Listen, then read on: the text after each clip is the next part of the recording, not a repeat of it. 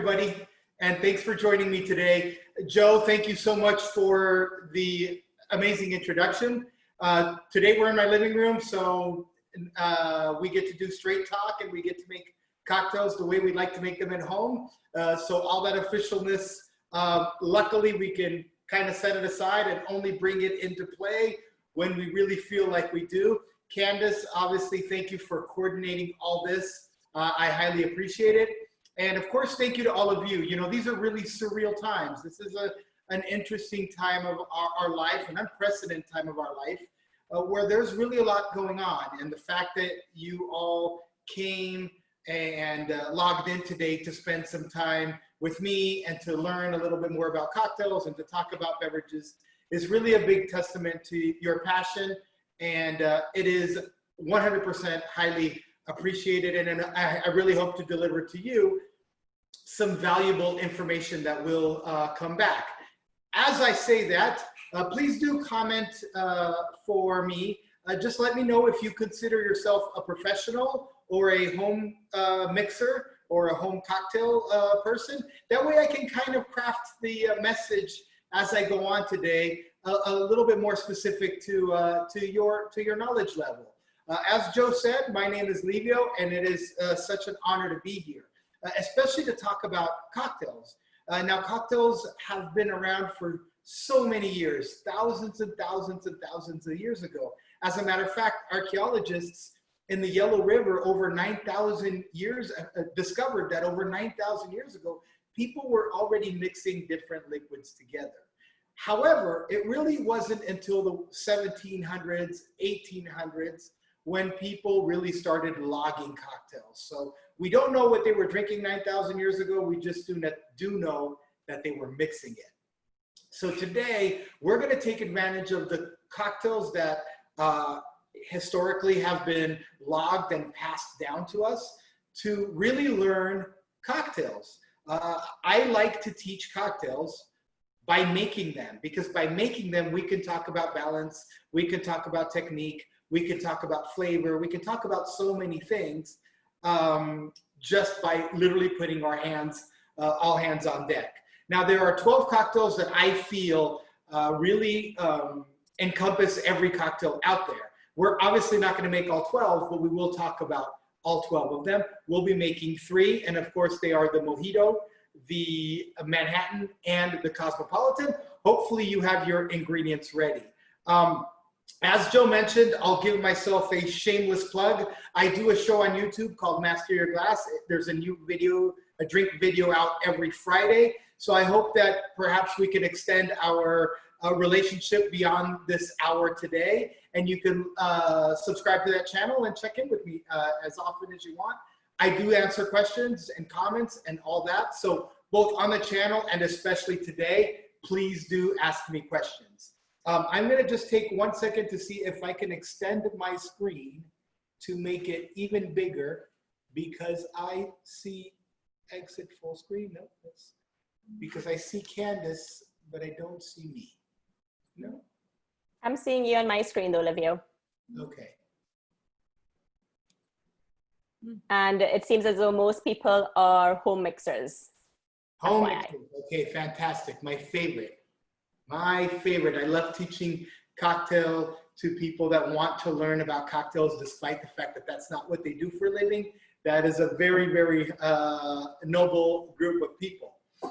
Okay, so the cocktail first appeared in 1806 and in a magazine called The Balance Colombian Repository. That was the first time the term cocktail was described. However, in 1803 in the Farmer's Cabinet, that was the first time the word cocktail appeared. So it really, despite the fact that there were drinks being made many, many years, thousands of years ago, and of course hundreds of years ago, the term cocktail is only about 110, 15 years old. And at the time when the term cocktail came out, it actually identified one drink. It was sugar, bitters, water, and spirit of any type.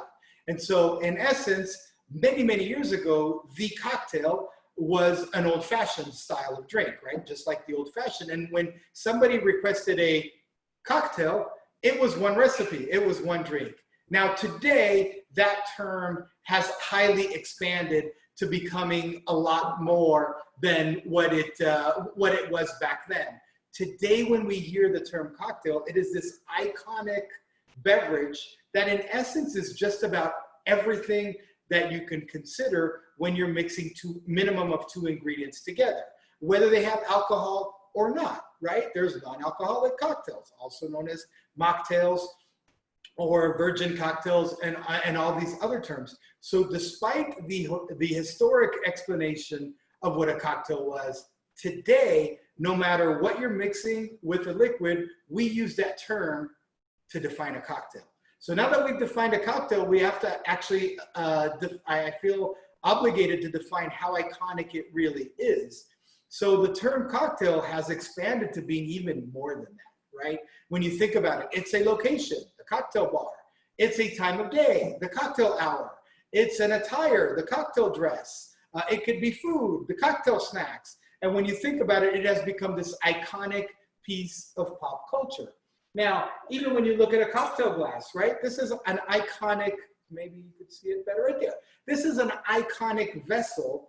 And so when we talk about cocktails, we're not just talking about a drink. This isn't just something we put in our mouths and we swallow and hope to get drunk.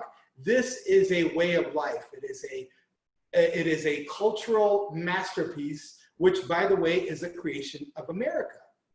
Now, one might say, well, Livio, if they were mixing drinks 9,000 years ago in the Yellow River, how is it possible that the cocktail is an American creation? Well, the reality is the cocktail as we know it today, once again, served in a single serve vessel with the introduction of ice, is an American creation. Prior to America introducing ice to the cocktail, all drinks were served in big vessels, and there was no such thing as really one person getting one drink and another person getting another drink and another person getting another drink. It was everybody was drinking from the exact same, beverage. So having said that, we're gonna talk about these drinks, and please, please, please do feel free to send me any comments, any questions as I go, so you can help steer me towards how I can make this seminar or this webinar quite better for you. And with that, I'm gonna check in with Candace and see what's going on. No questions just yet, Livio. Everyone's still answering your first question about if they're home mixers or not, and still mostly home mixers. All right, wonderful, wonderful, wonderful. So the cocktail is a work of art, right? It's part art and part science. And so some people are artists, right? They're born drawing, and drawing is what they do for a living. So they can draw a picture of a beautiful landscape or a person or anything very easily. Other people are not born with that form of artwork or that inherent skill, but they can still draw. There are still systems in place. Today, I'm gonna walk through the cocktail system so that if you don't feel like you are the best cocktail mixer out there, with this system, you're gonna really understand cocktails. What else do I want to add to that is, let's see. And again, through the cocktails themselves, we're going to learn exactly how to do this. Now, let me talk a little bit about bar tools before we get there. And I love making cocktails at home, besides the fact that we kind of can take the very strict rules and just set them aside. But the reality is we can also make better cocktails at home, because think about it, a bar can't always squeeze a fresh lime a la minute while they're making a drink. They can use fresh lime juice and squeeze these prior to the shift, but it's really difficult for a bar to squeeze individual limes as they're making a drink. Well, at home, we can do that. So to some extent, and of course there are some bars that do squeeze a la minute, most famously Tommy's in San Francisco, but it's very, very difficult, right? It's hard to push out volume, get the drink out quick enough, and make them that fresh at the same time. At home, we can do all that. So let's just talk a little bit about bar tools. before we dive in, because the tools are exactly what make us work. The first thing we use is a bar spoon. The bar spoon is used to, of course, mix drinks together. Whoops, I almost dropped that. And of course, the ice goes in, the ingredients go in, and we give this a stir to mix them together. Not very often do bartenders actually do that. And so at home, when you are making your drink, please make sure to use the spoon to stir your drinks. The drink will taste better. Why do I say that love makes a better cocktail? Because when you love what you do, and when you love how you're doing it, you use these special techniques that in turn do make the cocktail taste better. Another tool that I would like to show you is the shaker, and my shaker is right over here. So this is a Boston shaker. It comes in two different styles, right? It can be tin on tin, or it can be tin on glass, okay, or glass on tin. I personally am a little bit old school, and I prefer to use glass on tin. However, there is some advantage to the tin because it's could be a little bit easier to open, and of course, there's no glass to break. But Boston shaker is what you need. I do not recommend the cobbler shaker, which is kind of this one. If I did buy a cobbler shaker, this would be the one. It's the one that has a strainer already in it. These are very difficult to open, and so I do not recommend that type of a shaker. The next thing, of course, is you're going to need a bottle opener, right, to crack open your bottles. And then you're going to need a Y peeler. By the way, the Y peeler will be in the kit today that we are raffling off. Of course, if you can get away with it, you do want a nice lime press right here. Citrus press, lime squeezer. Okay. Next thing we have is going to be a strainer. This here is called a Hawthorne strainer. The Hawthorne strainer goes on your tin side to strain a cocktail. Straining, of course, is that technique by which we leave behind the ice and perhaps any other solid ingredient that we may have put in the shaker, and we strain it just like that. Now, sometimes we take an extra step. We double strain, or what we call fine strain, which means in between the Hawthorne strainer and the glass we're pouring it in, we add an extra strainer. What that does, of course, is it makes the drink look a little bit more clean.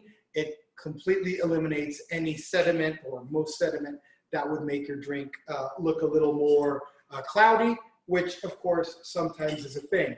Now, unless you are using really heavy ingredients that you are mashing inside, home bartending, you do not need to double strain. If you have a fine strainer, you can do it, but once again, we're not fine straining a Cosmopolitan. We are fine straining something that has a fruit or some other type of a vegetable or something else inside of it. The next strainer is called the julep strainer. The julep strainer, instead, we use when we are shaking, stirring a cocktail in the mixing glass. Some cocktails, and again, when we get to the Cosmo versus the Manhattan, do not need to be shaken, do not need that agitation. They just need a strain. They just need the ingredients, right? A stir with a spoon to chill the cocktail and to dilute it, and then they need a strain inside the glass. So this one here is called the julep strainer. Okay. So I do have a couple of questions, Livio. Awesome.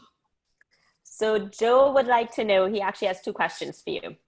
Is it better to shake or stir if you have a choice, or is that very James Bond? And can you overshake a cocktail? I'm sorry, Anne? Can you overshake a cocktail? Okay, so let's touch number one. Number one, yes, there's a better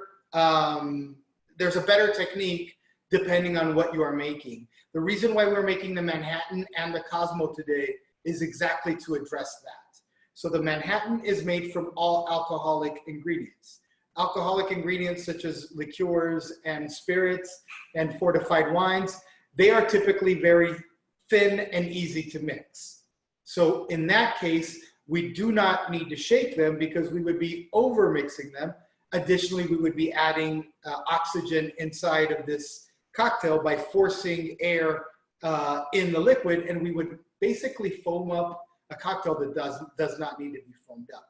When instead you're using ingredients that when you're making a cocktail that uses syrups or juices or dairy or even egg whites, things like that, those require a shake. They will not mix well enough if you're just putting a spoon in it. So when you are making a martini or a Manhattan, it is best to stir it. When you're making a kamikaze, a white lady, a Cosmopolitan, a shaken Mai Tai, of course, then it is better to shake because the ingredients in that cocktail require a hard shake. And question number 2 was, can you overshake? Yes, of course you can. So in general, you want to shake for about 10 seconds. Now there's a lot of geeky requirements that you would think of. Is your ice hard? You know, how much ice did you put in the tin? There's all these very fascinating conversations that us geeks like to have. But in essence, if you fill your cocktail shaker with about as much ice as covering the liquid that's in it, and you give a 10-second shake, you're in a good place. Now, stirred cocktails, they require a little bit more time, 15 or even more, because in order to get that cocktail to be cold and to add proper amount of dilution, you're doing it in a less violent way, and so you need a little bit more time to do that. Thanks for your question, Joe. All right, moving on, of course, you will need a knife, right? But I'm sure you have that at home. Of course, you need a bar scoop of some type. And again, all of these, if you have a big spoon at home, you do not need any form of a scoop. As a matter of fact, mine is not even a scoop. And one other thing you will need is a tag bag. I have it right over here. If you want to make crushed ice at home, you do not need this type of a bag, but this bag here actually helps you make crushed ice. You just put the ice inside here and you spin this around, and then you take your mallet and you eliminate all your frustrations in life. And with that, you go from having cubed ice to having crushed ice. Okay, then you need a muddler. We're gonna be using a muddler today. I have a few types. Some muddlers come with these teeth on the bottom, and some muddlers come with the flat top. The difference between the two is really if you are pressing something that requires a lot more effort in order to get the juices out, such as lime wedges or lemon wedges that are really strong and they have a solid and a softer spot, then maybe this one here will puncture and latch in and allow you to pull more liquid out. If you're muddling something like mint, which is typically very easy and just a small little tap will do it, then you would use a muddler that has a flat bottom. But once again, use what you have.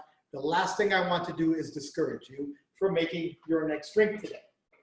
All right, last but not least, our pour spouts. We'll talk about these when we make the drinks, and we'll also talk about how to not have to use them anyway. All right, essential garnishes, we will make those as we go. So don't really, I wouldn't stress that too much. Let me talk to you a little bit about the DNA of a cocktail. And again, it will all come back in as we make them. Just Candace, before I do, any further questions? Yes, I actually have one question from Ruben. What is the benefit from using a mixing glass or making the cocktail in the mixing tin? So the major benefit, in essence, there really isn't much other than the way I see it, right, is that the glass is more stable, the tin is not. The visual component of it is very important, right? So I can see how my drink is being built. However, if you're at home and you want to use a tin to stir your cocktail, by all means, go ahead and do that. Okay, so no real true benefit other than visual. Of course, this is glass and this is stainless steel. Thank you for the question, Ruben. Keep them coming, please. All right, let me introduce you to the ingredients that go inside of cocktails. And a cocktail typically has at least 2 of these ingredients, okay? Ingredient number 1 is called a spirit. A spirit can be rum, tequila, brandy, whiskey, of course, cognac, which is part of the brandy family, gin. These are high alcohol products.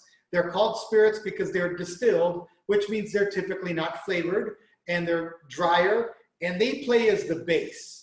If I were to explain the base the best way, is the base spirit is the pizza dough of the cocktail. When you're making pizza, the first thing you need is you need to lay out your dough so that you can throw the condiments on top. What is that dough of the cocktail? It's the base spirit. It kind of gives it that starting point, or that initial kick that is needed to then be modified. And I use the word modify because what are modifiers? Modifiers are liqueurs. They can be something like Cointreau, which is an orange liqueur, or Midori, which is a melon liqueur, or Campari, which is a bitter aperitif. It's actually a bittersweet aperitif. Other types of modifiers are also fortified wines, such as Vermouth, Port, Madeira, Marsala. These 2, while they are very different, and it's blasphemic to add them into the same category, when it comes to cocktails, they are kind of in the same category because their job is to modify the flavor of the base spirit, right? If I take this and I put it over ice and I give it to somebody, is it a cocktail yet? Nope, it's a glass of rum. Same way, if I take a piece of pizza dough and I put it in the oven without anything on it, and I take it out of the oven and I eat it, is that a pizza? Nope, it's a hunk of bread. So how does the pizza become a pizza? Well, we add maybe tomato sauce on top of it. That is the modifier. The pizza sauce of cocktails are liqueurs and fortified wines. Okay, the next component of the cocktail is called the mixer. And what is the mixer? Cranberry juice, orange juice, sodas of any types, lemon lime sodas. All of those non-alcoholic ingredients are mixers. What is their job? Their job is to take the alcohol and take it down, right? So they kind of make the drink a little bit more palatable. Let's stick with the pizza. I'm Italian, and Italians like to eat pizza. So when you take the pizza, right, we have that pizza dough, which was our rum, and we laid it down. Then we took tomato sauce and we put it on top. Now, typically tomato sauce is what? It's kind of tangy. It's highly in acid, but it's also highly sweet. So if you take a bite of it, it might be a little aggressive on the palate. So what do we do on a pizza in order to kind of protect that tangy boost? We add like a mozzarella cheese. Now that mozzarella cheese will melt. It'll place itself in between the bread, and it'll place itself right on top of the tomato sauce. So now when you take a bite of it, it's a little easier to eat. Well, that's what our mixers do. Okay, last but not least, actually I have a couple more components, but another component is called an accent. What is an accent? They are aromatic bitters, and let me grab a different bottle you'll probably be more familiar with.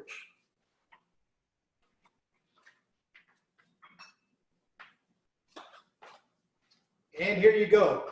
You walk into the bars, you see these little bottles. These are aromatic bitters. They're highly alcoholic, or they're not high alcoholic, but they're about 40% alcohol up. And they're highly concentrated with, of course, bitters and other ingredients that give you a concentrated punch of flavor, right? So just a couple of dashes of these ingredients will actually give you a lot of flavor, okay? What is that in the pizza world? Because we got to keep on talking about that, is maybe the basil, right? The basil leaf, or the oregano. It doesn't really take a lot of it to give you that little oomph to it, okay? So there we go. Now, of course, if you take a pizza, you throw it in the oven, but in bartending, what is the oven or the heat of cocktails? It's ice. So we have different types of ice, right? This is 2 ice cubes connected together. We also have, of course, crushed ice and we have different types of ice. And then last but not least, one of the important things about the cocktail is the garnish, and we'll talk about that. Of course, with home bartending, the garnish does not need to be fancy, and quite frankly, many times it does not even need to be there. So we'll talk about that in a bit. There are 12 styles of cocktails, and the way I know them, okay? And I will walk you through them, and as we get to the ones that we will be making, we will talk about them for more. The first cocktail I would like for you to learn when you have a time is just how to make a Shirley Temple. Shirley Temple is ice, ginger ale, a little bit of grenadine syrup, a little stir, you put it in, and off it goes. Why is that an important drink? 2 reasons. Number 1, it's non-alcoholic. Easy to learn how to start mixing when ingredients are not expensive. Number 2, it's delicious. It's really, really a tasty drink. Number 3, it will taste you the movements. There's a component of cocktail making that I feel sometimes will block people from making a drink, and that is the fact that they start having the piano fingers and they can't find stuff. When you make a drink and you go glass, ice, ingredient, stir, maybe a straw, serve, actually garnish, then serve, you are unblocking those things that might might not inhibit you to making a drink. So drink number 1 is a Shirley Temple. By learning how to make a Shirley Temple, you also learn how to make a wide variety of drinks, because a Shirley Temple is made with 80% ginger ale, 20% grenadine. Now, if you take the grenadine, if you take the Sprite or the ginger ale and you remove it and you add cola, you have now made a Roy Rogers. So now you learned how to make 2 drinks, same technique, same DNA. If you take the cola out and you put lemonade, and you take the grenadine out and you put a strawberry puree, now you made a strawberry lemonade. And so this category in that DNA of the cocktail is very important to teaching you how to make a wide variety of non-alcoholic drinks. Let's move on to the second category of drinks, and that is called the highball. The highball is a drink that is probably the most popular you'll see made in bars. The Moscow Mule, the Rum and Coke, the Dark and Stormy, and of course, the venerable gin and tonic. So drink number 2, I would like for you to graduate on when you are ready, when you've really figured out the mixing and you feel extremely comfortable. You're not gonna spill, you're not gonna drop anything, you're ready to go, and you want something refreshing. Of course, go ahead and make a nice gin and tonic. 2 parts gin, 4 parts tonic, add a lime, stir please. And again, we will be mixing when it comes time to make our drinks. So we'll walk through that a little bit better, but that is category number 2. And like I said, when you really make that drink well, you have learned a family of drinks. The gin and tonic can turn into the vodka tonic, can turn into a vodka cranberry, which is also called a Cape Cod. It can turn into a sea breeze by replacing the cranberry with grapefruit. It can turn into many other drinks. Or you can take out the cranberry and you can add ginger beer, and we have, of course, a Moscow Mule. So when you learn how to make that drink, again, you've learned a family of drinks. The third drink that is, in my opinion, important to learn, and it's not because a lot of people drink it, this isn't that thing, but it is one of the most, it's one of the best representatives of a category called the lowballs, and that's the Black Russian. The Black Russian has 2 parts vodka and 1 part coffee liqueur and a couple of ice cubes served in a short glass. You give it a mix. With that, you have again learned a category of drinks called the lowballs, which is extremely popular. Okay, what happens to a Black Russian? If you take out the coffee liqueur and you add amaretto, you have something called the Godmother. Now, if you take that Godmother and you remove the vodka and you add Scotch in it, you have something called the Godfather. Now, if you take that Godfather and you remove the Amaretto and you replace it with Drambuie, we have something called the Rusty Nail. So as you can see, these cocktail recipes really represent a large family of drinks. Candace, I want to check in and see if there's any questions before I move on. I am not seeing anything just yet, Livio. Okay, wonderful, wonderful, wonderful. I'm either very boring or hopefully people are enjoying what we have to talk about today. So the next drink is actually a beer cocktail. This is one that represents cocktails that need beer in it, and it's called the Shandy. And now I like to collect old cocktail books. This is an old one. It's a reprint, but this actual book here is from 1934. And in it, there was already, back then, a drink called the Shandy. And the Shandy was filled half full of ale and the remaining half with Irish ginger ale. And that is, so this drink with beer represents a category, of course, the Shandy. Now the Shandy comes in with different names. In some countries, it's called a panache. In other countries, it's called a radler. But in essence, what is the Shandy, the most common Shandy recipe that we know today? Well, it's half lager beer, right?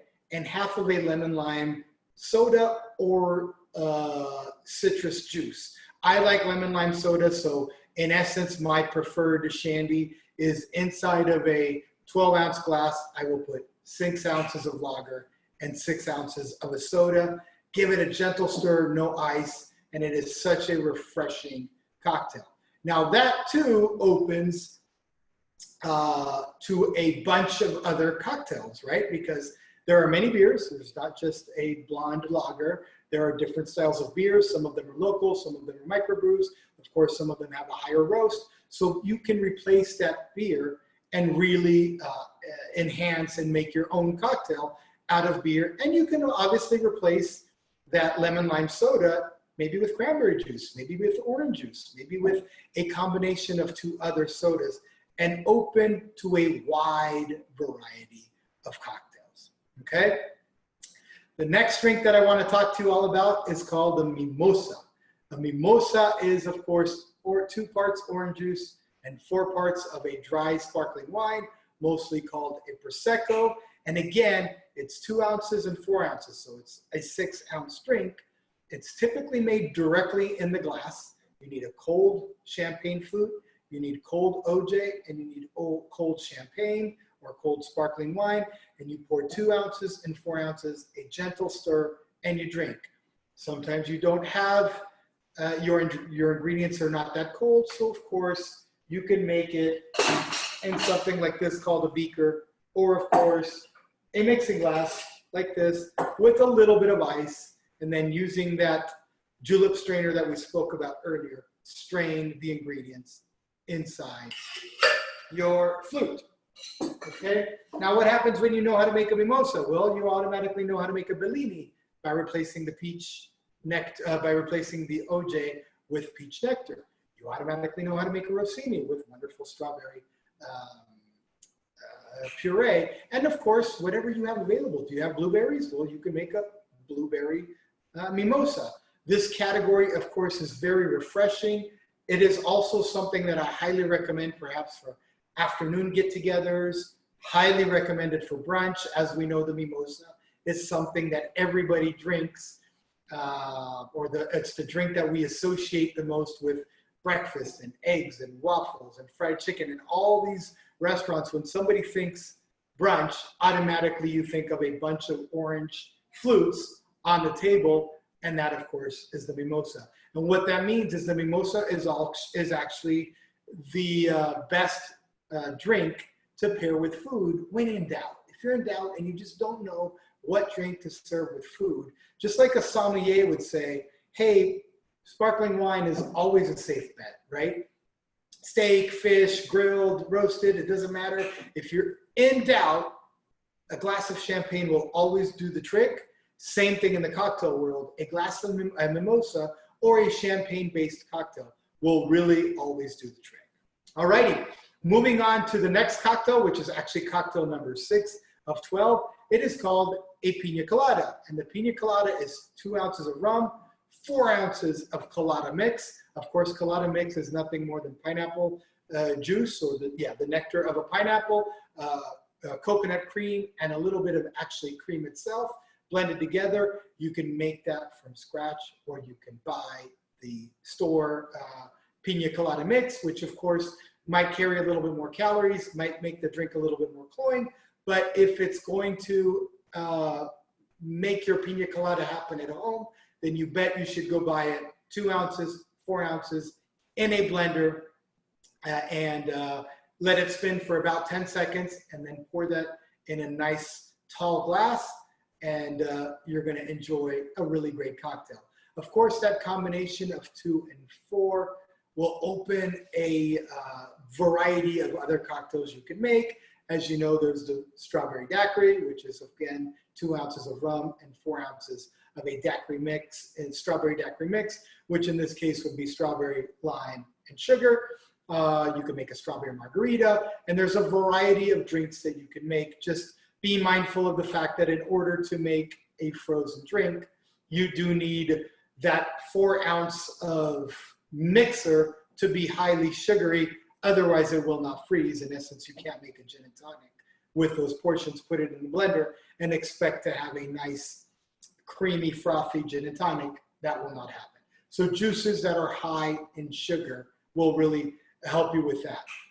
The next drink I'm going to make is actually one we're going to make together. And pardon me if, actually, you know what we'll do? We'll make the Mojito first, so that we are going in the order that are in the handouts that I gave you. And so let's go ahead and grab a glass, just like that, okay? In this glass, we're going to take 6 to 8 mint leaves. Now my mint leaves are medium size, so I'm gonna go ahead and go with 8.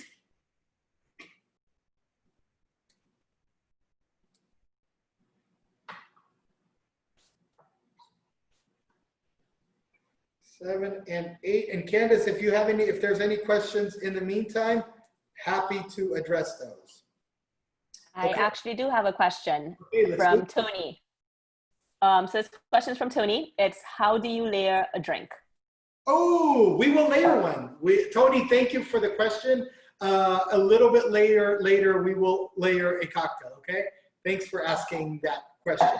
Okay, so now that we have our 8, I put actually 9 because mine were small, mint leaves, we're gonna go ahead and add 1 ounce of lime juice, okay? So you're gonna take a lime. When you pick your lime at the store, always pick a lime that is a little bit more shiny. I know sometimes we don't have a chance and we get the ones with the bumps on them, but try to get the ones that actually have a soft, shiny, not too much bumpy skin on it, because we know those are the ones that are going to give us more juices. Do not put them in the fridge, but if you do put them in the fridge, you should put them in a hot water about 10 minutes before you use them, because a lime that is cold is a stingy lime. What I like to do is I like to just cut off these 2 nibs right here, one on this side and one on this side. It's gonna make it easier for me to press the lime. And then I'm gonna take the lime, I'm just gonna cut it right there in half, okay? There you go. Now, a typical lime is about 1 ounce of juice. But what I'm going to do is, of course, I'm going to measure to make sure, because we're making drinks at home and that's the right thing to do. All right, I have my lime pressed. Of course, you could have squeezed the lime earlier and you could be pouring directly out of a bottle. Once again, not a problem. Okay, so there we go. Half a lime. I like to save these 2, by the way. You can use them for garnishes. You can use them for, I like to put them in the garbage disposal. Makes the garbage disposal smell well. And of course, it adds nutrients to the water when it's reclaimed. And there we go. And also when you squeeze, give this little tool a little spin, because you get a little bit more lime out of it, okay? So there you go. And coincidentally, it's right at 1 ounce. All right, so lime, 1 ounce, sugar, 1 ounce. When we are balancing sweetness with acidity for all sorts of drinks called sours, right? We always add 1 part of the acidic component, which is lime or lemon. They're not acidic the same way, but that combination works for both. So if we added 1 ounce of lime juice, we're going to add 1 ounce of simple syrup. I have mine made here, but of course, if you want to make it at home, it's equal parts of sugar and water. You don't really need to boil it. A lot of people say you should boil it. I would rather, it's warm is good enough. I would rather you boil the water to sanitize whatever vessel you're going to put it in, than you actually boil the water to make your simple syrup. Equal parts, 1 and 1. And again, we're going to add 1 ounce. Just like that. Now, some bartenders like to not add the sugar before muddling. They like to muddle and then add the sugar. The only reason why I like it is it'll allow me to cheat a little bit. I'm going to take my muddler, and when you're muddling, I want you to keep in mind that it's more of an elbow job than just a wrist job. If you do it this way, you can really crack your glass. So what I want you to do is go from down and up and just do this, okay? Now, the really cool thing about mint, if you have any at home right now, I'm sure this is not the first time you have had to deal with mint anyway, but if you just give it a little smack, that aroma already comes out. So we're muddling, but we're not really doing much more than just a few little taps, just like that. Now, the reason why I do like adding the sugar and the lime and the mint together is right now I can do a little cheat, okay? Don't do this at bars. Don't do this you know, if you're serving guests at home. But I like to just go like this, and I can go like this. And I know that my mojito is balanced. I already know that the amount of sugar, the amount of mint, and the amount of lime are going to be just fine. Okay, so I have sugar. I have a simple syrup, I have lime, I have mint. We're going to top with ice.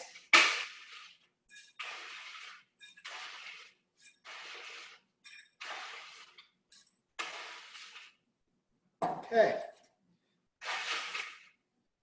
I am using crushed ice, and again, we're not here to discourage. I have made many mojitos with cubed ice, so if all you have is cubed ice and you don't want to smash it, that is perfectly fine. Okay, now we're going to take 2 ounces of rum. This formula is teaching us something. It was 2 ounces of rum, 1 ounce of sugar or simple syrup, and 1 ounce of lime. That combination, 2-1-1, is how we make these sour style cocktails. Okay, so if you're making a daiquiri, you can use that 2-1-1 ratio. Now that 2-1-1 ratio varies depending on the size of your glass. So if you're making a cocktail that is going to be 3 ounces, your 2-1-1 ratio will be 1.5 of the spirit and 3/4 of the other 2. In this case, we want to go with a 4 ounce total of those 3 ingredients. So we're going to add to 1 ounce of lime juice and to 1 ounce of simple, we're going to add 2 ounces of rum. Now, if you do not have a pour spout, there's a couple of things you can do. Number one, I always recommend you measure. Of course, you can just take this, right? This is a 2 ounce jigger. Pour it, and you know you've done it. Now, another thing to keep in mind as well is that these are actually 4 counts to 1 ounce. So if I pick up this bottle right here, it's 1, 2, 3, 4. That's 1 ounce. So if I picked it up for 8 seconds, that would be 2 ounces. Now, another thing to think of as well is if I'm in a pinch and I don't have one of these and I don't have one of these, I can just do a gentle stream, try to mimic the stream that just came out of this one and give it an 8 count. So something like this. 1, 2, 3, 4. That is actually 1 ounce, okay? So now you know what experienced bartenders know. Dump this out right here. Okay, so in the meantime, my mojito has rum, lime, simple syrup, and mint. I'm gonna just top it up with a little bit of soda water, just like that, okay? And with my spoon, I'm going to move the mint upwards, okay? Just like that. A lot of people will shake a mojito. It's actually not a really good idea to do that because you are really over beating up this mint. And quite honestly, many times it gets all chunky and then it gets in people's teeth. It's not that. This is the way you would build a drink. Now, again, if we were making the gin and tonic earlier, remember when we were talking about the stirring of the drink, or when we were talking about the Shirley Temple, or even when we were talking about all the drinks that we've spoken of up to this point, that stirring is just this, just moving a little bit of the ingredients from the bottom to the top, okay? That will mix it. Sometimes you'll hear a bartender say, well, no, it just mixes by itself, right? Because if I put the soda and I put the alcohol and then it will miraculously mix perfect. No, it won't, and that's why we stir the drink. Okay, so now for this cocktail, I'm gonna take a little bit of my mint. I'm gonna take a mint top. Again, if you have it, I'm just gonna clean off the bottom leaves. This is not really great mint season. I was at the store yesterday really looking, but I like to garnish it with a lot of mint. So I will take at least 2 of these, right? Just like that. Of course, I am at home, so I'm gonna dunk them in. But if I wasn't at home, I would just take some tongs, just like that. Place it right on top of there, just like so. Now, this is not a traditional garnish of the mojito, but you do have the spent lime. So if you want to throw that just in there, and you have a mojito. I wish I could tip it over so you could see it, but we can't. And so there you go. 2-1-1 is the combination. We learned the sour proportions. Of course, we learned how to muddle. We learned how to stir. We should probably take a quick sip just to make sure we did a good job, and I salute you. Forget about it. Forget about it. Thank you. All right, Candace, any questions for me? Yes, actually, I do have some questions for you. Okay. Ruben would like to know, is it a good practice to include the mint on the stem or just the leaves? For the muddling of the mint, only the leaves. You do not want to muddle the stem, right? The stem has those little bitter components that once you puncture them, will literally bitter up your mojito. For the garnish, you do want it because you actually want the garnish to kind of sit like this. And so the stem will help that happen, okay? All right, we're gonna make 2 cocktails. I have one more question, Livio. Oh, yes. About the mojito. Should you stir a carbonated drink? Should you stir a carbonated drink? Typically a carbonated drink, so the technique of stirring is typically something that happens in a mixing glass or in a beaker. And it's not very common that a soda or a carbonated drink will go in there. It will go directly in the glass. And in that case, yes.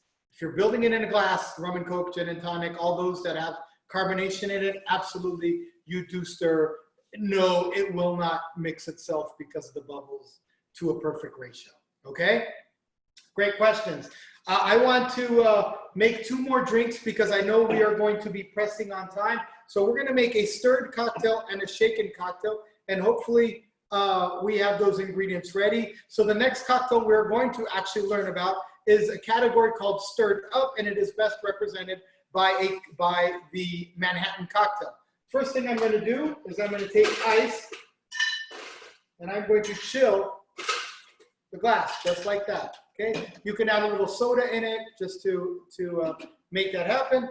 Because I'm also making a Cosmo, I'm also going to add ice in here.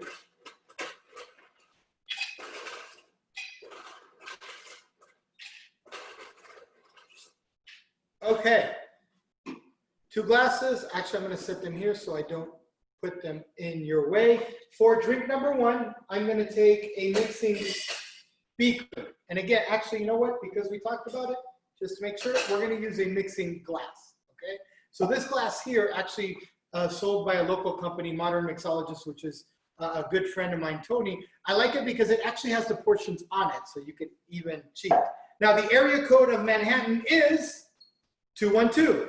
So what we're going to do with this drink here is we're going to add ice.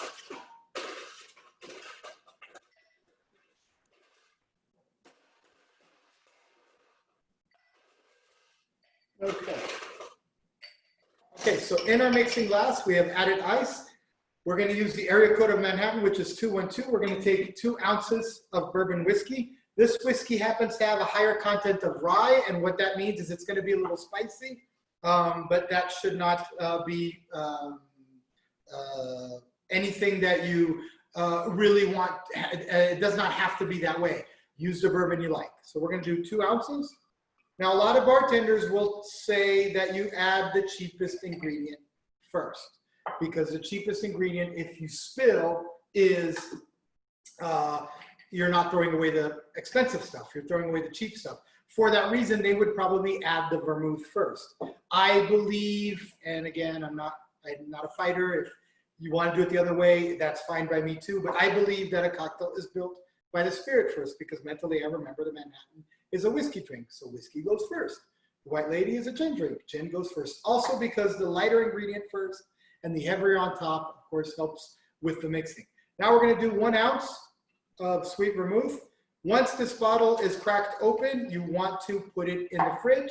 It is a wine and it will go bad. And yes, I do recommend buying the smaller bottles if you do not go through enough of it.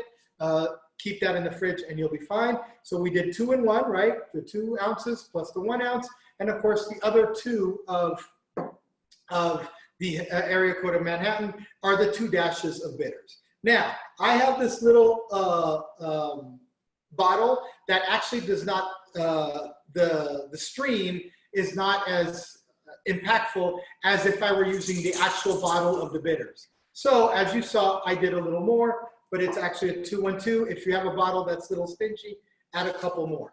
Now we're just going to take a spoon, and we're going to stir, stir, stir, stir, stir. Okay? Once again, give it a long stir. Just take your time. We need dilution. We need it to be cold. Okay? Let's start this way and this way.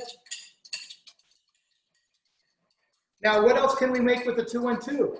We can make a 212 gin martini, right? So the bourbon would be replaced by the gin, the sweet vermouth would be replaced by the dry vermouth, and the bitters would be replaced by a little zest of lemon peel, which is also very powerful and potent, just like that. And then we would make that style of drink. Okay, we can replace the sweet vermouth with a port wine, make a whole different style of drink. So this again is a large family of cocktails. All right, I know this drink is cold because my hand is telling me that it is, so I can remove that. Take your chilled ice and dump it away. And now I'm going to take my Hawthorne strainer. Now the Hawthorne strainer, if it's built the right way, it's not a push down, it's a pull up, right? So you put it in, and then all you really have to do is put your finger here and it'll hold itself. And then you're gonna strain, just like so.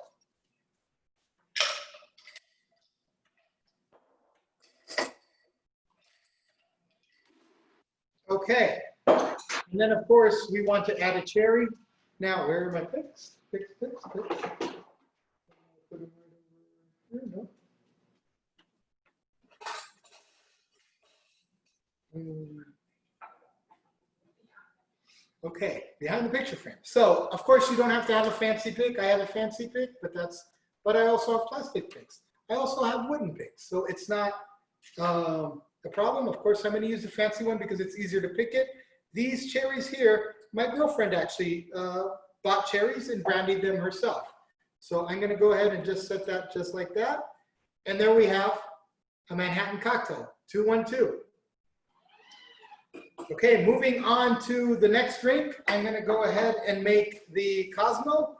We're going to keep on going fast. Hopefully you can hang out just a little bit longer with me. Ice in the tin.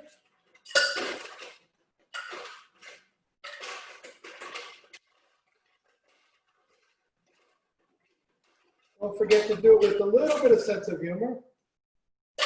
Just like that. Okay, tin goes here.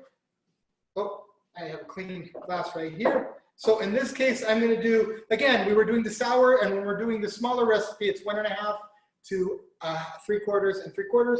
So I'm going to take 1.5 ounces of my citrus vodka, just like that. Okay, and then I'm going to take 3/4 of my modifier, which is Cointreau. Okay, and then I'm going to take, put that over there, over there. I'm going to take a little bit of lime, and again, put it just like that. And where did my lime first go? Just like that.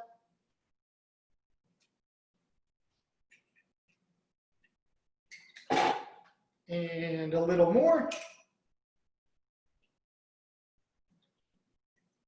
Okay.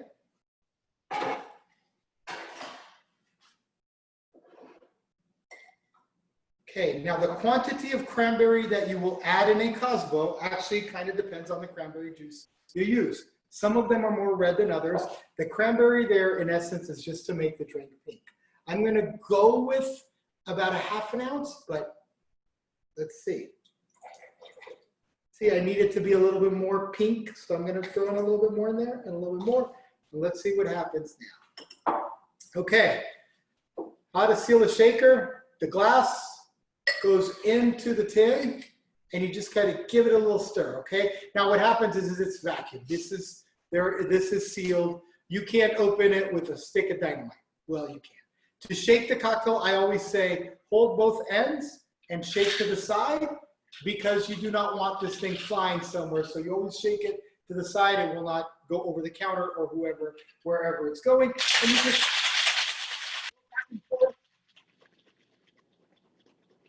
for 10 seconds, and you should smile.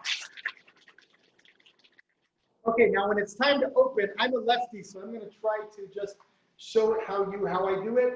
You want to put the part of the shaker glass that is the widest gap, right, on the top.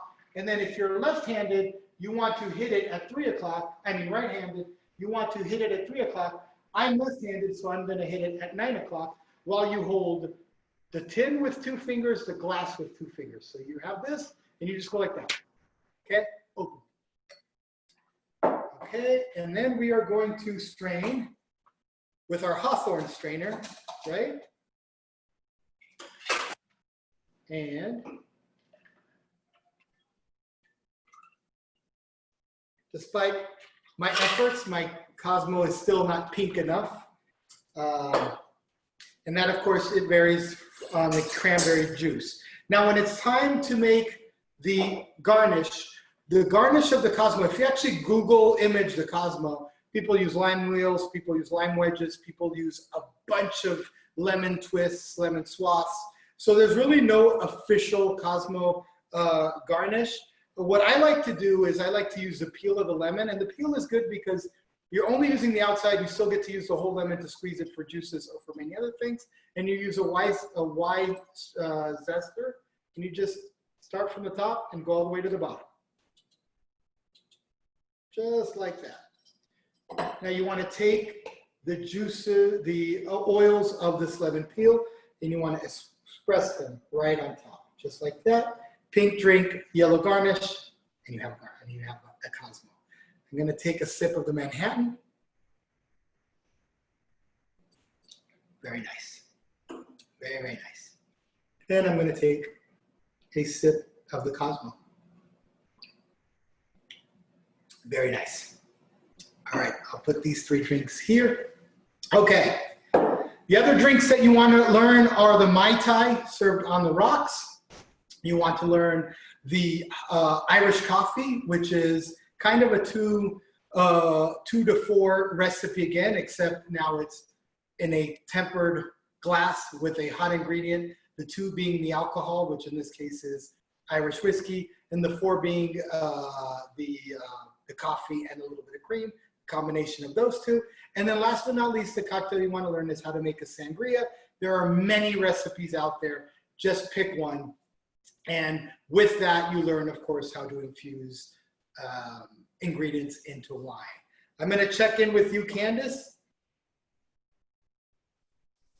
I do not see any questions just yet. Does anyone have any questions for Livio about the 3 drinks that we just made? Okay. So if not, I'm going to show how to float a cocktail, right? If I have, Amy, can you grab, do we have coffee, liqueur, and Grand Marnier? We have coffee liqueur and Grand Marnier. Which coffee liqueur would you like? Whatever. While you're doing that, Livio, I am going to do the random raffle generator, and I am going to send you that person's name. Please do.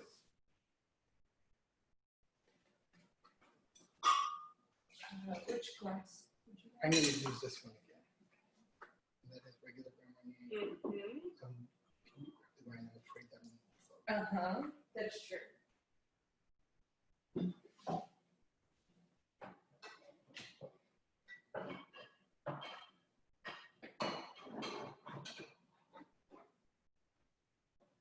Actually, and grab me the Baileys from the fridge. Yes. Thank you. What is that? B52? Just go.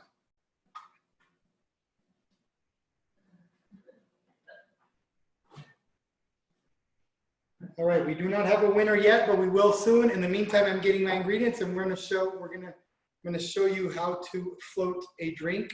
Actually, Amy, will you also give me another martini glass, another cocktail glass without? Oh, I have a question for you, Livio, from Amanda. Okay, so ingredient number one, we're gonna just put some Baileys.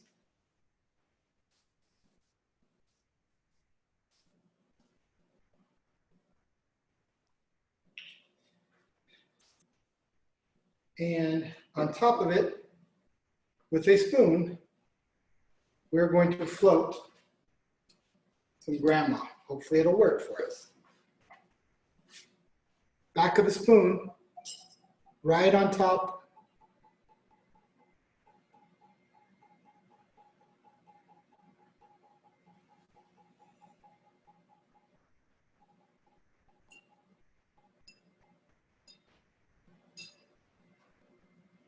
Did it? Mm-hmm.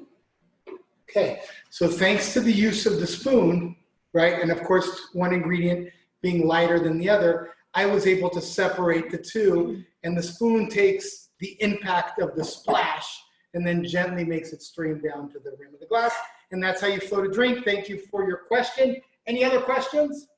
I actually have two questions for you, Livio. Okay. So the first one's from Amanda. What is your favorite brand of vodka to work with? Oh, what a good question. Wow, what is a good, it depends really on the drink, but I really like Absolute Elix. It's clean, but it also is very, how can I say it, ballsy, or it shows up in the cocktail. It's really, really, really like, I'm looking for the term, but it's actually a very bold style of vodka, but it's very clean. By bold, I don't mean it's going to burn your palate. I just mean it's rich. I really like, I like that the most. But for some other vodka drinks, I like it if I want something more, a little bit more corn-based, a little bit sweeter. I also enjoy Deep Eddy vodka. It just depends on the budget. Of course, Deep Eddy is a lot a lot cheaper than Elix by Absolute. And the second question I have for you is from Elena. Yes, Any ma'am. tips, Elena? Okay. It's any tips on adding berries or fruit to mojitos? She's experimenting with strawberries right now. I love that question, and that was actually going to be part of today's as I got distracted. So if you're making a mojito, you do not steer away from the 6 to 8 mint leaves and any of the portions. The only thing you do is you add, right, the new fruit that you want to add in it. So to make a strawberry mojito, right, you would take the exact same drink, but in it, you would put about 2 strawberries, depending on the size, maybe 1.5 if it's too big, but 2 strawberries, right?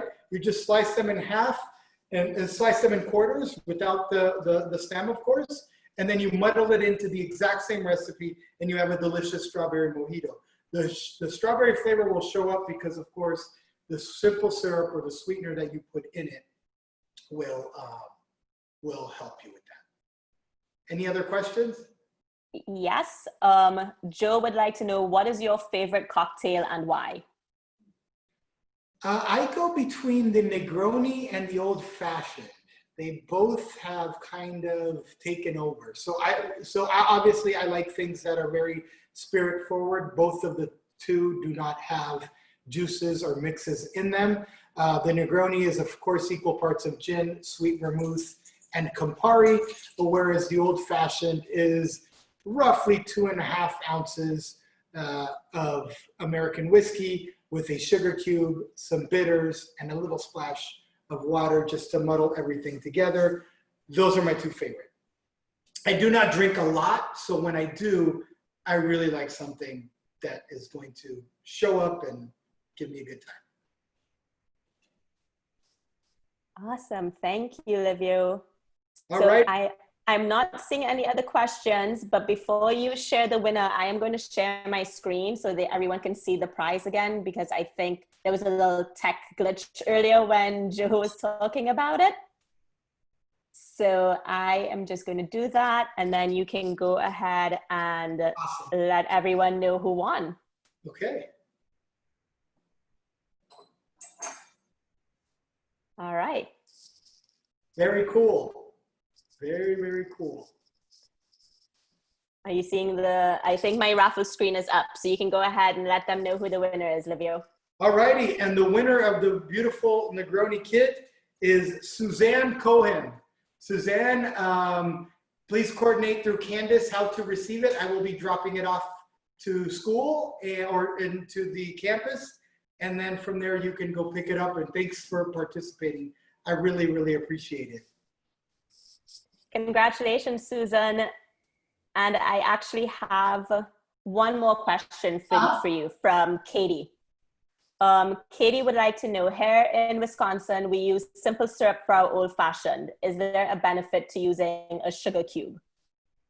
The sugar cube is the more traditional way. The simple syrup already has a little liquid in it, so I would not put the soda water.